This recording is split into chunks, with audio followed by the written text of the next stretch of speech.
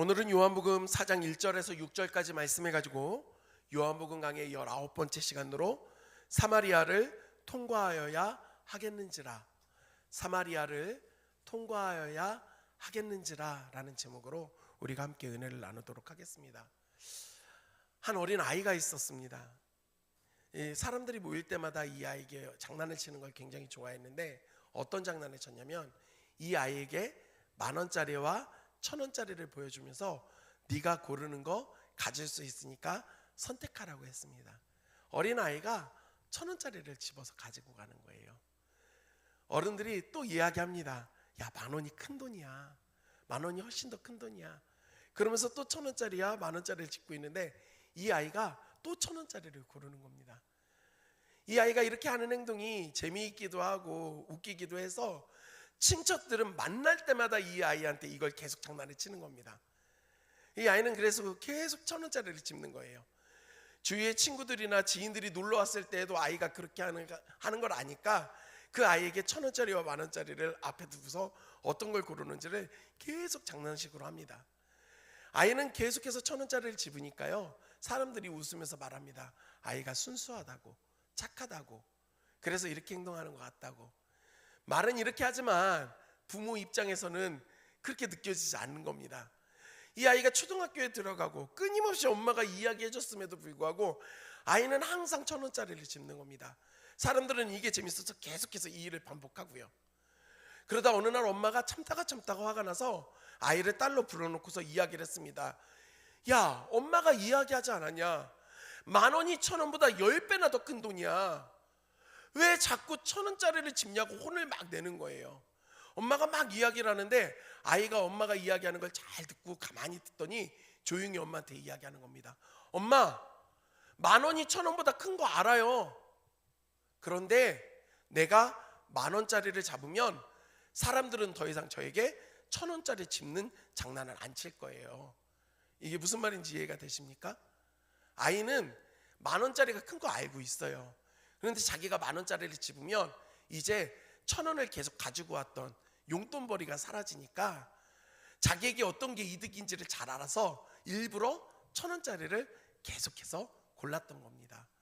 아이는 가치를 몰랐던 게 아니라 어떤 게 자기에게 이익이 되는지를 분명히 알고 있었던 겁니다. 사랑하는 성도 여러분, 짧은 이야기지만 이 이야기 안에 이 시대가 잘 녹아져 있는 것 같습니다. 어떤 말씀이냐면 우리가 살고 있는 이 시대가 가치보다는 이익에 초점을 맞추고 많은 사람들이 살아가고 있다라는 것입니다. 어떤 것이 가치 있는 일인가를 선택하는 게 아니라 어떤 게 나에게 이익이 되는가, 어떤 게 나에게 더 큰 수입이 될 수 있는가가 우리에게는 훨씬 더 중요한 판단의 기준이 되고 있다라는 것입니다. 이것은 개인의 삶에만 국한되는 이야기가 아닙니다. 기업은 어떻습니까? 기업은 더더욱 철저히 이익과 수입에 초점을 맞추고 그 모든 일들을 행해 갑니다. 물론 가치 있는 일에 투자를 하는 기업들도 있습니다. 우리가 이번에 런던 올림픽에 양궁에 대해서 끊임없이 이야기를 합니다. 왜 그럴까요? 전 종목을 우리나라가 금메달을 땄거든요. 양궁 협회의 협회장이 누구입니까? 정의선입니다. 이 사람이 뭐 하는 사람이죠? 현대자동차의 회장입니다. 현대자동차 회장이 협회장을 하면서 환원을 해주는 겁니다. 좋은 일들을 많이 하죠. 참 칭찬을 많이 받습니다. 여러분, 그런데 만약에 현대자동차가 수입이 없는데 그 사람이 그 일을 할 수 있을까요? 이익을 보지 못하는데 그렇게 투자를 할 수 있을까요? 현대자동차는요, 그보다 훨씬 더 큰 수입을 올리고 있고 이익을 받고 있습니다. 그것 중에서 일부를 환원할 뿐입니다. 가치 있는 일을 한다고 하지만 실상 그 중심에는 이익이 되는 목적을 먼저 두고 있는 것이 기업이 가지고 있는 그런 가치관입니다. 사랑하는 성도 여러분, 우리 역시도 마찬가지 아닙니까? 개인적으로도 내 이익을 위해서라면 어떤 것도 할 수 있다. 가치보다도 나의 이익이 어떤 것이냐에 우리는 혈안이 되어서 살아갑니다. 그래서 어떤 일들이 일어납니까? 내가 이익을 얻을 수만 있다고 한다면 다른 사람들에게 피해를 주는 일들도 서슴지 않고 합니다. 내가 수입이 높아진다라고 한다면 다른 사람들이 피해를 보더라도 그걸로 인하여 크게 어려워하지 않습니다. 그래서 이 세상이 점점 더 살기 좋아지고 많은 것들을 얻어지는데도 불구하고 범죄율이 줄어드는 것이 아니라 더 늘어나게 되는 것들이 그 이유가 여기에 기반하고 있습니다. 세상의 법칙이 가치보다는 이익에 초점을 맞추고 나에게 어떤 것이 이익이 되는가가 중요한 시대를 살아가다 보니 이런 사고관이 교회 안에도 흘러 들어온다라는 것입니다. 어느 순간부터 교회가 기업화됩니다. 성도들이 몇 명이 모이는가? 1년에 예산이 얼마나 되는가? 교회의 건물은 얼마나 크고 위용이 당당한가? 건물의 가치는 얼마나 되는가? 이런 것들을 말합니다. 모든 기준들이 세상과 다르지 않습니다. 그러면서 교회도 다른 세상들과 똑같이 합리적인 일들을 해야 되고 효율적인 것들을 찾아서 해야 된다라고 말합니다. 그리고 교회에 어떤 것들이 이익이 될 것인가를 끊임없이 고민하면서 그 일들을 해야 된다라고 말하는 그런 시대를 우리가 살고 있습니다. 사랑하는 성도 여러분, 실제로 그래서 요즘에는요, 그리스도인들 중에 펀드 매니저를 하고 있는 사람들은 교회에 가지고 있는 자산을 그냥 두면 안 된다. 투자를 통해서 공격적으로 불려서 하나님의 일을 더 열심으로 해야 된다라고 주장하는 사람들도 실제 있습니다. 어디 그뿐입니까? 교회의 자산을 더 늘려야 되고 교회가 가지고 있는 건물이나 땅을 더 크게 가지고 있어서 가치를 더 키워야 된다라고 말하는 것들에 대해서 크게 반대하는 사람들이 없습니다. 그러면 진짜 교회가 우리 그리스도인들이 그렇게 선택을 하고 그렇게 흘러가는 게 정상적인 것인가? 우리는 고민해 볼 필요가 있습니다. 특별히 오늘 우리가 함께 본 요한복음 4장 1절에서 6절까지 말씀 안에서 예수님이 어떤 선택을 하시고 어떤 길을 걸어가시는가에 우리는 집중해 볼 필요가 있습니다. 왜냐하면 우리는 예수님을 따라가야 하기 때문에 그렇습니다. 우리 오늘 본문으로 들어가서 함께 말씀을 보도록 하겠습니다. 1절과 2절 말씀 다 같이 한 목소리로 읽겠습니다. 1절과 2절입니다. 시작. 예수께서 제자를 삼고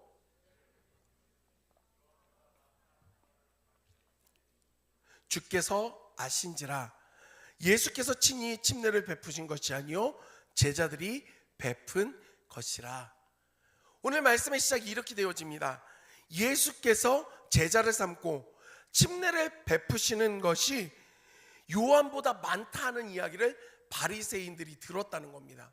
그리고 그들이 들었다는 것을 예수님이 알았다라고 합니다.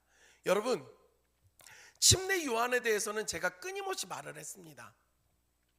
침례 요한이 여자가 낳은 자 중에 이보다 큰 자가 없다라고 하는 예수님의 칭찬을 들었던 사람입니다.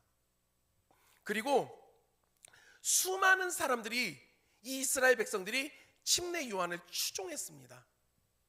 우리는 단순히 침례 요한이 꽤 대단했던 사람인가 보다 이렇게 생각하니까 그렇구나 하고 마는데요, 여기에는 이유가 있었습니다. 우리가 말씀을 좀 알 필요가 있어요. 역사도 좀 알 필요가 있고요. 구약의 말씀이 어디에서 마무리가 되어지죠? 구약의 맨 마지막 장이 뭐죠? 말라기에서 끝이 납니다. 구약의 마지막 선지자는 말라기 선지자입니다. 이 말라기 선지자가 죽고 난 이후에 이 이스라엘 땅 가운데 선지자가 나타나질 않습니다. 역사적으로 이때를 중간기라고 이야기를 하고, 구약과 신약의 중간기, 또 다른 말로는 침묵기라고 말을 합니다. 하나님께서 침묵하시는 시간이었어요. 그런데 이 침묵하는 시간이 얼마나 됐는가? 400년입니다. 400년. 400년의 시간 안에 이스라엘 백성들은요, 너무나도 큰 고초를 당합니다. 강대국이었던 로마에 의해서 주권을 빼앗기고요, 힘든 하루하루를 살아가고 있었던 백성들에게 이들은 기다렸어요. 하나님의 말씀을 전달해 줄 하나님의 사람을 기다리고 있었습니다. 하루, 이틀, 한 달, 두 달, 1년, 2년을 기다리는데도 나타나질 않습니다. 그러다 광야에 한 사람이 등장을 합니다. 약대, 낙타의 털옷을 입고 메뚜기와 석청, 그 꿀을 먹으며 회개를 선포하고 놀라운 능력을 나타내는 하나님의 말씀을 전하는 한 선지자가 등장하는 겁니다. 바로 그 사람이 침례 요한이었습니다. 그러니 이스라엘 백성들이 침례 요한에 대한 그 동경심과 추종하고자 하는 마음은 우리가 생각하는 수준을 훨씬 더 뛰어넘었던 겁니다. 그를 추종하는 사람들이 그렇게 많이 모여들고 온 유대 사람들이 가서 침례를 받았다라고 기록하고 있습니다. 한두 명이 아닙니다. 그런데 그렇게 침례 요한을 추종했던 사람들이 이제 누구에게로 향하고 있습니까? 예수님께로 향하고 있었던 것입니다. 그 사람들이 침례 요한에게 가는 게 아니라 예수님께로 오고 있습니다. 예수님께서 사역을 시작하시니 사람들이 모여듭니다. 실제로 예수님께서는 말씀을 가르치시고 천국 복음을 선포하시고 또한 병든 자들을 고쳐주셨습니다. 이 소문이 삽시간에 저녁에 퍼지니 연약한 자들이 찾아오기 시작합니다. 침례 요한을 따르는 사람들은 여전히 많이 있습니다. 그런데 그곳 가운데서 침례 요한이 말하는 겁니다. 예수님만이 진짜 하늘로부터 오신 그리스도다. 나는 아무것도 아니야. 예수님이 진짜 메시아다. 나는 그분의 신발끈도 풀 수 없다. 그분은 흥해야 되고 나는 쇠하여야 된다. 이런 고백을 합니다. 침례 요한에게 모여들었던 사람들이요, 이 이야기를 듣는데 가만히 있을 수 있습니까? 아, 예수님이 메시아가 맞구나 하고 이 자리를 떠나 침례 요한에게로 향하는 겁니다. 그 사람들이 점점 늘어나고 있었던 것입니다. 얼마나 늘어났는가? 이것이 바리새인들의 귀에 들어갈 정도로 예수님의 이 사역이 확장되고 있었던 것입니다. 사랑하는 성도 여러분, 그러면 어떤 일들을 해야 됩니까? 우리 옛말에 이런 말이 있습니다. 물 들어올 때 뭐 해야 되죠? 노를 저어야죠. 잘 되고 있을 때 해야죠. 우선은 더 충실하게 관리를 할 수 있는 제자들을 뽑는 겁니다. 그래서 온 사람들을 관리하게 만드는 거예요. 체계적으로. 그리고요, 예수님을 찾아왔던 사람들은요, 한번 예수님 얼굴 보고 가는 게 아닙니다. 대부분 다 예수님께 머물러 있어요. 그래서 이 사람들이 예수님의 가르침을 받고 예수님이 배를 타고 건너가실 때에는요, 이 사람들이 거기 가시는 게 어딘지를 알고 먼저 가서 기다리기까지 합니다. 밤 늦도록 떠나질 않아서 먹질 못해 그 들에서 그들이 배고팠다라고까지 기록하고 있습니다. 이들이 어딜 가지 않고 계속 모여 있어요. 사람들이 많이 모이니까 뭐가 필요해요? 건물이 필요하죠. 건물 지어야죠, 효율적으로. 이것은 매우 합리적인 선택이지요. 그렇게 해야 더 많은 사람들이 올 수 있으니까요. 이런 예수님이, 바리새인이 오늘 등장을 하면서 예수님에 대한 소문을 듣고 알았다라는 겁니다. 학자들은요, 또한 설교를 하면서 많은 목사님들은 이것을 가지고 이렇게 이야기를 하십니다. 아, 예수님이 이제 바리새인들과 분쟁을 피해서 다른 곳으로 떠나신다라고 말씀을 해요. 실제로 그리고 말씀도 그렇게 기록합니다. 우리 오늘 본문의 3절을 같이 읽도록 하겠습니다. 3절입니다. 시작. 유대를 떠나서 다시 갈릴리로 가셨어요. 여기 떠나사라고 하는 단어가, 이 떠나다라고 하는 헬라어 원어를 보니까요, 에페켄이라고 하는 단어거든요. 에페켄. 그런데 이 에페켄이라고 하는 단어의 뜻이 무엇이냐? 포기하다, 버리다, 이런 뜻이에요. 유대를 버리고 어디로 간다고요? 갈릴리로 향한다라는 겁니다. 단순히 바리새인들과 부딪힘이 있어서 그래서 이렇게 떠나시는가 생각해 볼 문제가 있습니다. 말씀을 보니 그렇지만은 않다라는 걸 깨닫게 됩니다. 그리고 예수님의 이 선택은 또 이해할 수가 없어요. 왜냐면요, 여기를 좀 보시면 좋을 것 같아요. 여러분, 유대 땅에서 지금 사역이 왕성하게 이루어지고 있는 이 가운데 예수님이 지금 제자들과 함께 야, 여기가 아니야, 다른 곳으로 가자 하면서 갈릴리를 향하신다라는 겁니다. 단순히 우리는 유대 땅도 알고 갈릴리도 아니까 그런가 보다 할 수 있는데, 이게 어떤 행동하고 똑같냐고 하냐면, 우리나라를 기준으로 말씀을 드리면 서울에서 엄청나게 사역이 확장되고 있던 교회가 이야기를 하는 겁니다. 와, 너무 잘 되네, 이렇게 많은 사람이 모이네, 자, 강원도 태백으로 가자. 그러면서 태백을 향해 가면 여러분들 어떤 일이 일어나겠습니까? 수많은 그곳에 모여들었던 서울의 사람들이 태백까지 따라오겠습니까? 어려워요. 이 말씀을 드리는 이유가 있습니다. 유대 땅은요, 바로 이가 우리가 잘 알고 있는 예루살렘이고 베들레헴도 있습니다. 도시예요. 그런데 이에 비해 갈릴리라는 지역은 어떤 도시입니까? 여기는요, 제자들이 등장했던 그 도시입니다. 맞습니다. 어부들이 있죠. 빈민촌입니다. 못 사는 동네예요. 가난한 동네입니다. 그리고 시골입니다. 사람은 나면 어디로 보내라고요? 서울로 보내라고. 말은 나면 제주도로 보내라고 하지 않습니까? 될 수 있으면 서울에 가서 사는 거, 도시에서 일들을 감당하는 게 정상적인 사고인데, 예수님은 지금 그 도시인 유대를 버리고 갈릴리로 가자라고 말씀하는 겁니다. 바리새인들을 피해서 가시는 걸까요? 그렇지가 않습니다. 거기가 만약에 예수님께서 바리새인들과의 부딪힘 때문에 아직 내 때가 되지 않았기 때문에 피한다라고 한다면 예수님은 조심하셔야 돼요. 괜히 긁어 부스럼이 될 만한 일들을 하시면 안 됩니다. 그런데 오늘 4절의 말씀을 보면 예수님은 이상한 선택을 하십니다. 우리 4절 말씀 다 같이 읽겠습니다. 시작. 사마리아를 통과하여야 하겠는지라. 사랑하는 성도 여러분, 예수님은 유대 땅을 포기하고 이제 갈릴리로 향해 가시는데 사마리아를 통과해서 가신다는 겁니다. 실제로 지리적으로는요, 이 유대 땅에서 갈릴리로 가는 최단 거리가 사마리아를 지나가는 길입니다. 하지만 대부분의 유대인들은 절대 사마리아 땅을 거쳐 가지 않습니다. 사마리아 땅을 피합니다. 해안 쪽으로 나 있는 돌아가는 이 우회로를 선택하거나 베레아를 지나쳐가는 또 멀리 돌아가는 길을 항상 유대인들은 선택해서 걸어갔다라는 겁니다. 그럼 왜 사람들은 사마리아 지역을 가지 않았는가? 이유가 있습니다. 이스라엘의 아픈 역사가 있어요. 북이스라엘이 BC 722년에 아시리아에 의해 멸망을 당합니다. 나라가 멸망당했어요.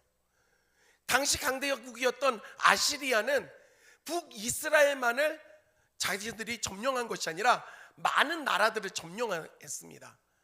여러 나라들이 점령되어져서 머물다 보면 어떤 일이 생깁니까?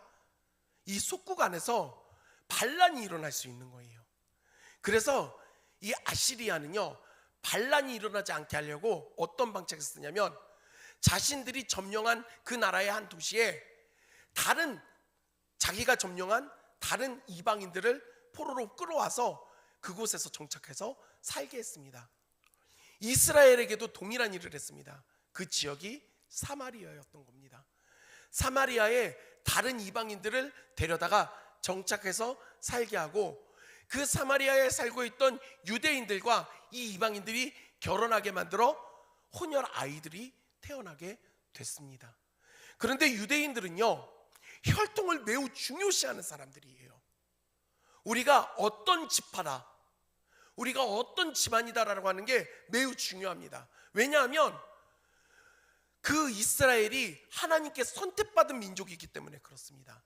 이방 민족은 하나님께 선택받은 민족이 아니기 때문에 이방인들과 피가 섞여서 혼혈이 된다는 건 더럽혀진 겁니다. 그래서요, 유대인들은 사마리아 사람들을 사람 취급하지 않았습니다.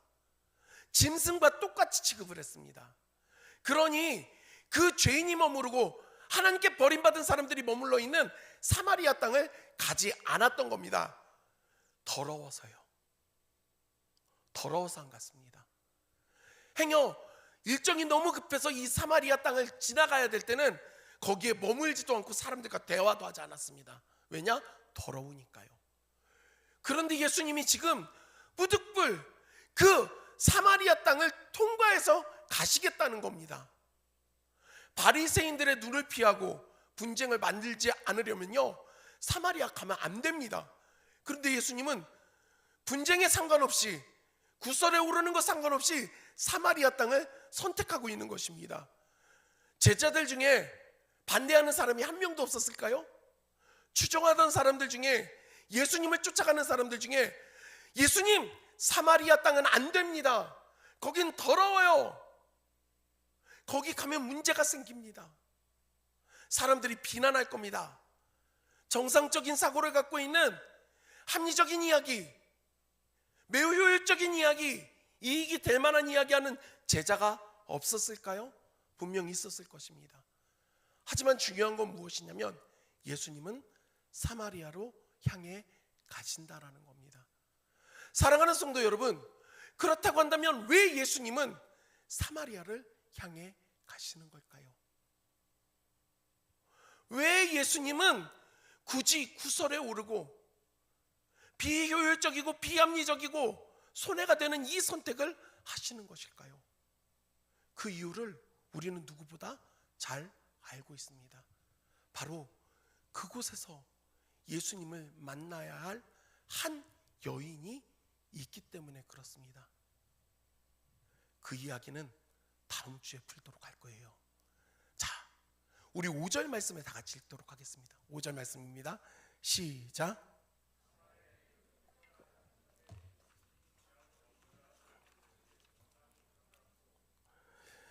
사마리아의 수거라 하는 곳에 이르니 야곱이 그 아들 요셉에게 준 땅에 가까웠다는 겁니다. 예수님 말만 한 게 아니라, 마음만 먹은 게 아니라 실제 들어가셨어요. 진짜 예수님 왜 그러시는 걸까요? 왜 자꾸 문제가 될 만한 일들을 하시는 걸까요?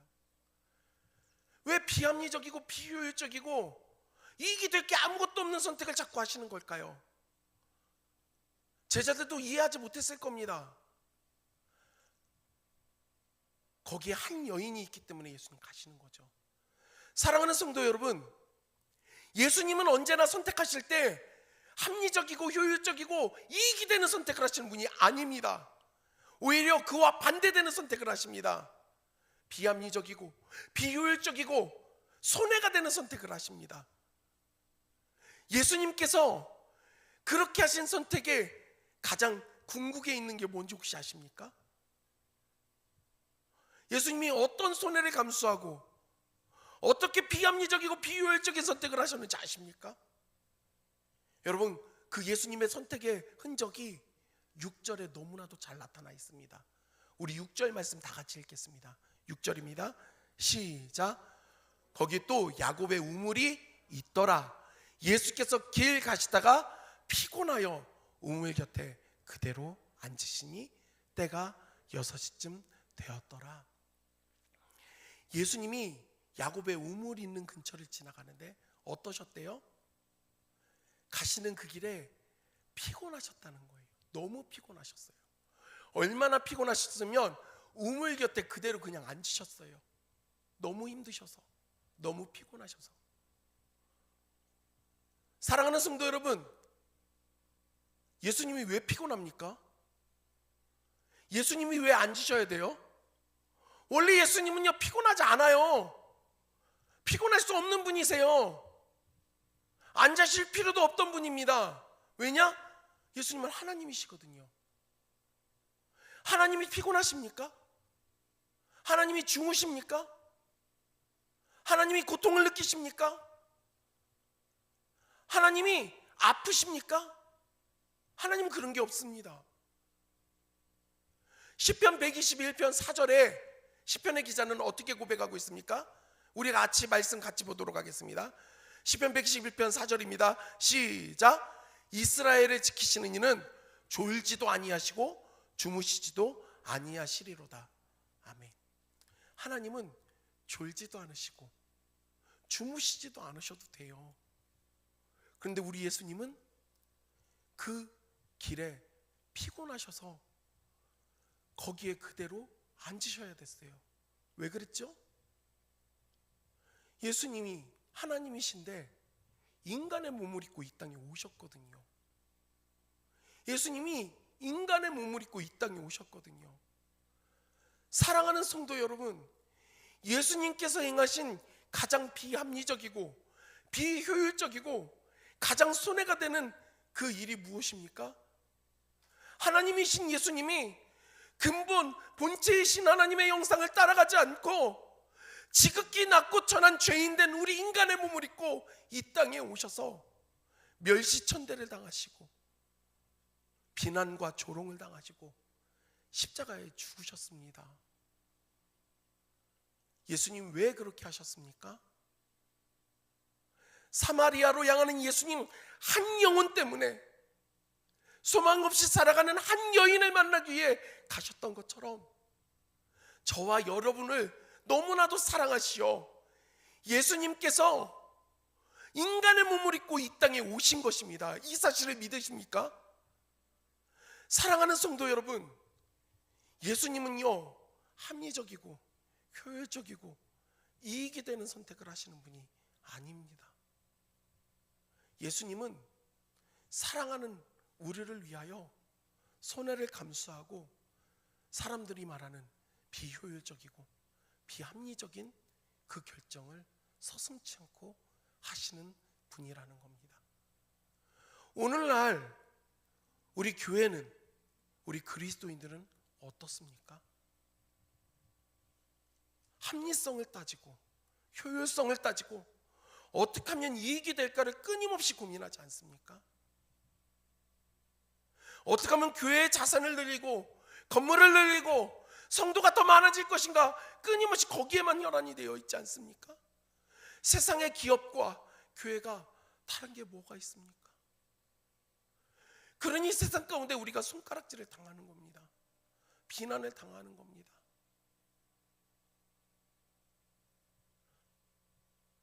교회가 알박기를 하고 있어요. 수십 배의 부상금을 받아내려고 화염병을 던지고 쇠파이프를 흔들어가면서 싸워댑니다. 자신들이 가지고 있는 재산을 빼앗기지 않겠노라고. 여기에 어디에 예수님의 흔적이 남아있는 겁니까?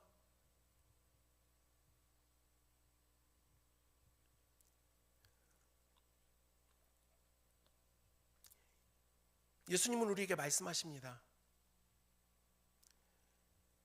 비유로서 말씀하실 때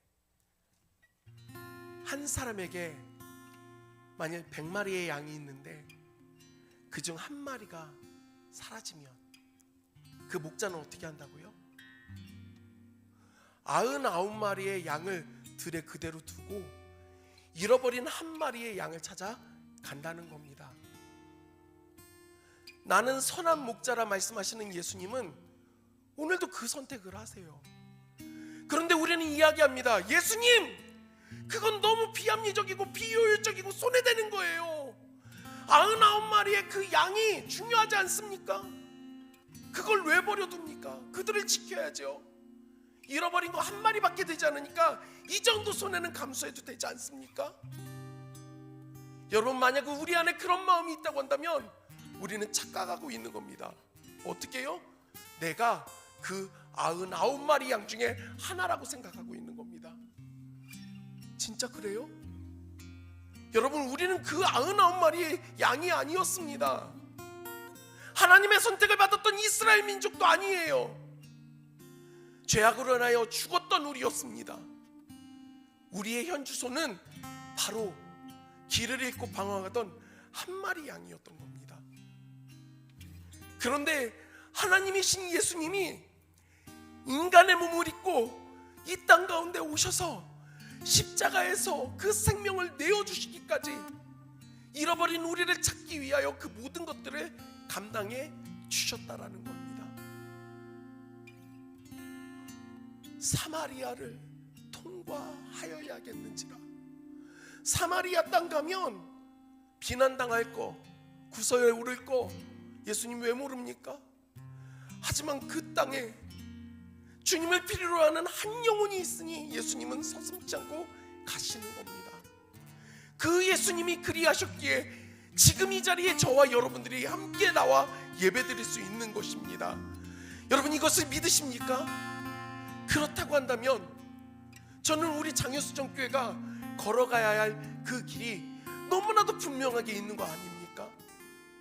합리성을 따지고 효율성을 따지고 어떤 게 이길까를 따지는 것이 아니라 세상에서 바라볼 때는 바보처럼 보여지는 비합리적이고 비효율적이고 손해보는 그 선택을 우리도 해야 하는 겁니다.